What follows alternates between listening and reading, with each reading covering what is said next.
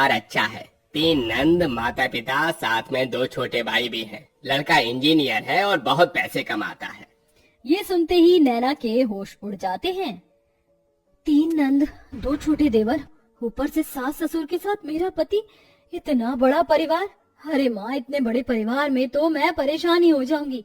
काम भी करूं और उनके ताने भी अलग से सुनो। अरे बेटी, परेशान क्यों होती है? पंडित जी, मेरी बेटी के लिए ससुराल ऐसा दिखाओ जहाँ माता पिता और लड़का इकलौता हो, ताकि मेरी बेटी को ज्यादा परेशानी ना उठानी पड़े। चलिए, अगर ऐसी बात है तो ठीक है, मैं आपको एक अमीर घर का रिश्ता दिखाता हूँ। इकलौता बेटा है, साथ में माता पिता रहते हैं। नैना जैसे ही लड़के की फोटो देखती है, उसे लड़के की तस्वीर अच्छी लगती है। अरे लड़का तो अच्छा है, इकलौता है, परिवार भी छोटा है, और क्या ही चाहिए। माँ, मुझे लड़का पसंद है। ओहो पगली, चलो ठीक है, कोई लड़का तो तुझे पसंद आया। पंडित जी, अब आप इसी लड़के से मेरी बेटी के रिश्ते की बात चलाइए। हाँ हाँ बहन जी, बिल्कुल। फिर क्या था, पंडित उस अमीर घर में जाकर रिश्ते की बात कर लेता है। अब दोनों परिवार एक दूसरे से मिलने लगते हैं और उनका आना जाना लगा रहता है। बहुत जल्द शादी की तारीख भी निकल आती है। मुझे नहीं पता था कि इतनी जल्दी शादी की तारीख भी निकल आएगी। बेटी, अपने ससुराल में जाकर खुश रहना। खुश तो रहूंगी ही माँ, छोटा सा परिवार है, सुबह शाम रोटी, दोपहर में सोना, फिर रात को आराम करना। नैना को बहुत आसान लग रहा था, लेकिन वैसा होने नहीं वाला था। शादी होने के बाद जब वह अपने ससुराल आती है तो उसका ससुराल में घर बहुत बड़ा होता है, जिसमें उसे सफाई करने में ही बहुत ज्यादा समय लग जाता है। हे भगवान, अमीर घर आने में तो आ गई, लेकिन यहाँ झाड़ू पोछा करते करते ही मेरी कमर टूट गई। तभी आवाज आती है, बहू, ओ बहू, अरे अभी तक तूने नाश्ता नहीं बनाया? नैना फटाफट सफाई करने के बाद अपनी सास के पास जाती है। माँ जी, बस रसोई में ही जा रही हूँ, मैं पहले सफाई कर रही थी। अच्छा सुनो, मेरी नंद और उसके बच्चे आज घर पर आ रहे हैं, उनके नाश्ते के लिए आलू के पराठे बना ले। और हाँ, शिवा आलू के पराठे नहीं खाता, उसे प्याज के पराठे पसंद है, उसके लिए वही बना देना। हेमलता ऐसा कहकर चली जाती है। लो जी, मिल गया ऑर्डर, अब इतने सारे लोगों के लिए पराठे बनाने होंगे। नैना ऐसा कहकर रसोई में चली जाती है, जहां वो बहुत सारा आटा गूंथती है।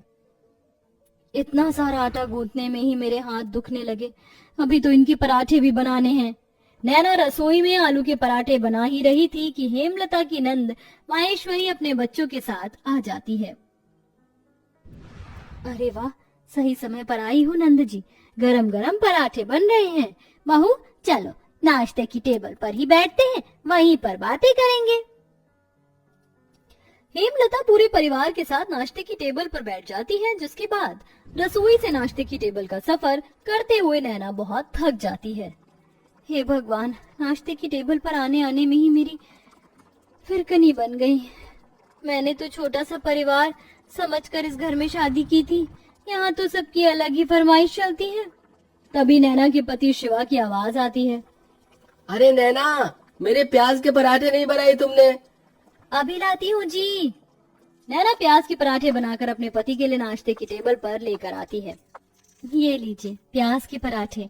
तभी माहेश्वरी कहती है, बहू के हाथों से पहली बार खाना खा रही हूँ, बहुत स्वादिष्ट है ये पराठे, ये लो तुम्हारा शगुन। इस तरह माहेश्वरी नैना को शगुन देकर जाती है। सब लोग बहुत खुश होते हैं, लेकिन नैना बहुत ज्यादा थक जाती है। सबके सो जाने के बाद वो सबके जूठे बर्तन भी धोने लगती है। आज तो पूरा दिन हो गया, मुझे लेटने का समय ही नहीं मिला। नैना बर्तन धोने के बाद अपने कमरे में जाने ही वाली थी कि तभी उसके ससुर उसे कॉफी बनाने के लिए कह देते हैं। अरे सुनो बहू, जरा 1 कप कॉफी बना देना।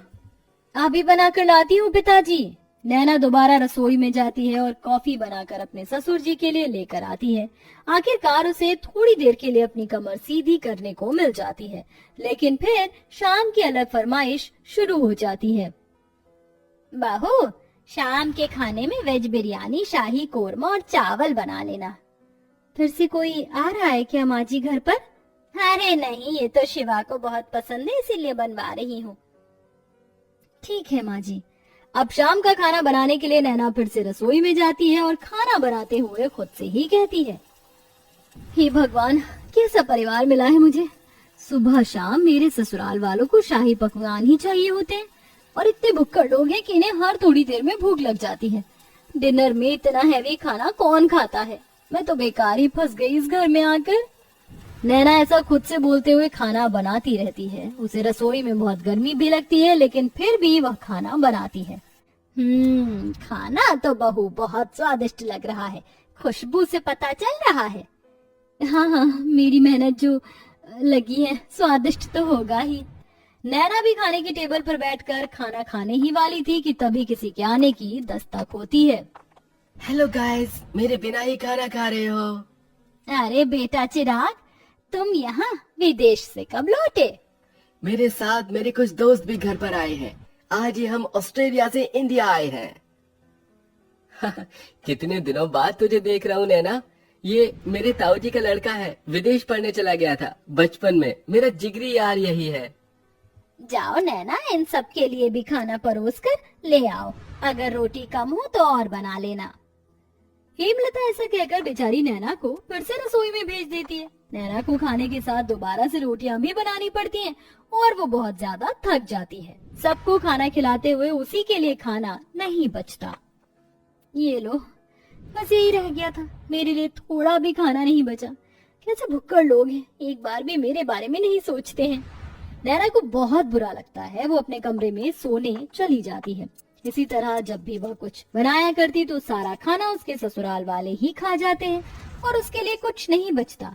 ऊपर से घर में मेहमानों का आना जाना लगा ही रहता है, जिसके चलते एक दिन नैना की बहुत ज्यादा तबीयत खराब हो जाती है।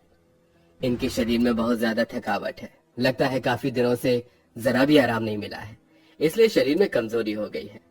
ये मैंने दवाइयाँ दे दी हैं, बस आप इन्हें थोड़ा आराम करने दीजिए, जल्दी ही ठीक हो जाएंगी। डॉक्टर की ये बात सुनने के बाद हेमलता को अपनी गलती का एहसास होता है और वह अपनी बहू के पास जाकर उससे कहती है, जब से तुम इस घर के अंदर आई हो, सारे काम तुम ही देख रही हो। मैंने तो कोई काम नहीं किया है और ये भी नहीं सोचा कि तुम कितनी थक जाती होगी। मुझे माफ कर देना बहू, लेकिन आज से मैं भी तुम्हारी मदद करवाया करूंगी। माँ जी, आपको माफी मांगने की जरूरत नहीं है। मैं इस घर की बहू हूँ और घर की जिम्मेदारी समझना मेरा फर्ज है। नैना इतना कह रही थी कि तभी घर पर उसकी तबीयत के बारे में सुनते ही ताई जी, मौसी जी, बुआ जी सब आ जाती हैं उसकी देख रेख के लिए। हमारे रहते बहू को एक भी काम करने की जरूरत नहीं पड़ेगी। अरे बुआ ताई जी है ना, और मौसी जी भी हैं, हम सब मिलकर सारे काम कर लेंगे।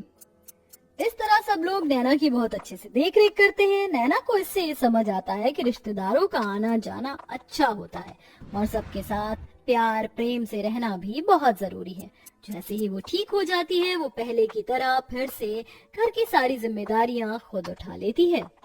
चलिए, आप सभी आज खाने की टेबल पर बैठिए। अब मेरी तबीयत बिल्कुल ठीक है। मैं आप सभी के लिए आपकी पसंद का खाना बनाऊंगी। नैना ऐसा कहकर रसोई में चली जाती है। पीछे से हेमलता आती है। अब से मैं भी तुम्हारी रसोई में मदद करवाया करूंगी और मैं जानती हूँ आखिरी में तुम्हारे लिए कुछ नहीं बचता, इसलिए पहले ही तुम अपने लिए खाना निकाल लिया करना। ये सुनते ही नैना को बहुत खुशी होती है और उसे अपनी माँ की याद आ जाती है, जिसकी वजह से उसकी आंखें भर आती हैं। अरे ये क्या बहू, तू रोने क्यों लगी? बस आज आपकी बातें सुनकर मुझे अपनी माँ की याद आ गई। हेमलता उसे गले से लगा लेती है। इस तरह दोनों सास बहू मिलकर घर को संभालती हैं और एक साथ खुशी खुशी रहने लगती हैं।